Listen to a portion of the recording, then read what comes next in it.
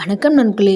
இன்று நம்முடைய வீடியோவில் இரத்தத்தை சுத்தமாக வைத்து உடலை புத்துணர்ச்சியுடன் மாற்றும் ஒரு ஆச்சரியமான காய்கறி பற்றி பேச போகிறோம். அதுதாங்க பீட்ரூட். பீட்ரூட் உடலுக்கு என்னென்ன நன்மைகள் தரும், எவ்வளவு சாப்பிடலாம், எப்படி சாப்பிடலாம், இதை பற்றி முழுசாக அந்த வீடியோவில் பார்க்கலாம். வாங்க. மறக்காமல் லைக், ஷேர் அண்ட் சப்ஸ்கிரைப் பண்ணுங்கள்.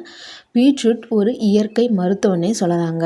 பீட்ரூட்டில் இரும்பு சத்து, ஆன்டி ஆக்சிடென்ட்டு, பொட்டாசியம், நைட்ரஜன் மற்றும் vitamin A, B, C, K ஆகியவை நிறைய ஒரு சூப்பர் உணவுங்க. இது சாப்பிட்றதுனால இரத்த சுத்திகரிப்பு, இதய ஆரோக்கியம் மற்றும் உடல் சக்தி எல்லாமே அதிகரிக்கிறதுங்க. பீட்ரூட் சாப்பிட்றதுனால கிடைக்கும் முக்கிய நன்மைகள் என்னென்னு பார்க்கலாம் வாங்க. முதலாவது, இரத்த ஓட்டத்தை அதிகரிக்கிறது. பீட்ரூட்டில் உள்ள நைட்ரஜன் இரத்த நாளங்களை விரிவாக்கி இரத்த ஓட்டத்தை மேம்படுத்த இது மூளைக்கும் மற்றும் இதயத்திற்கும் ரொம்ப நல்லதுங்க.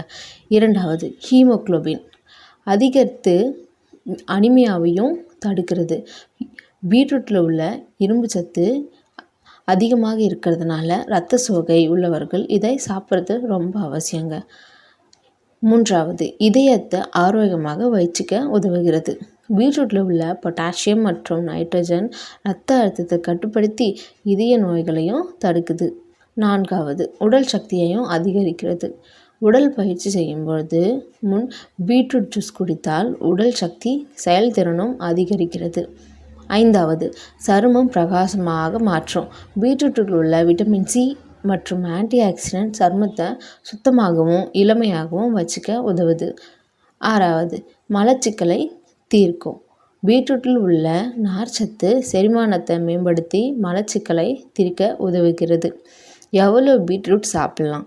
ஒரு நாளைக்கு அரை அல்லது முழு பீட்ரூட் சாப்பிட்லாம். அதிகமாக சாப்பிடும்போது சிறுநீரின் நிறம் மாறலாம். ஸோ இதை ஆபத்தானதும் கிடையாது, நீங்கள் முழுசாகவே சாப்பிட்லாம். பீட்ரூட்டை எப்படி சாப்பிட்லாம் அப்படின்றத பற்றி வாங்க. பீட்ரூட் ஜூஸ் காலையில் வெறும் வயிற்றில் குடிக்கிறது ரொம்ப நல்லதுங்க.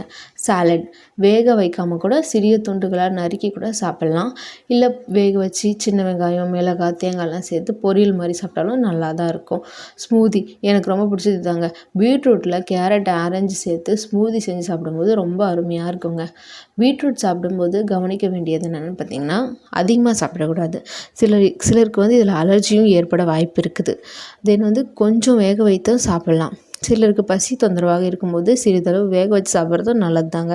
சர்க்கரை நோய்கள் கவனமாக இருக்கணும். ஏன்னா இதில் இயற்கையாகவே சர்க்கரை அதிகமாக இருக்கிறதுனால அளவோடு சாப்பிடுங்க, அது ரொம்ப நல்லதுங்க. இந்த வீடியோ உங்களுக்கு பயனுள்ளதாக இருந்தால் லைக் அண்ட் கமெண்ட் செய்யுங்க. இது போன்ற ஆரோக்கியமான மற்றும் உணவு தொடர்பான தகவல்களுக்கு சப்ஸ்கிரைப் செய்ய மறக்காதீங்க.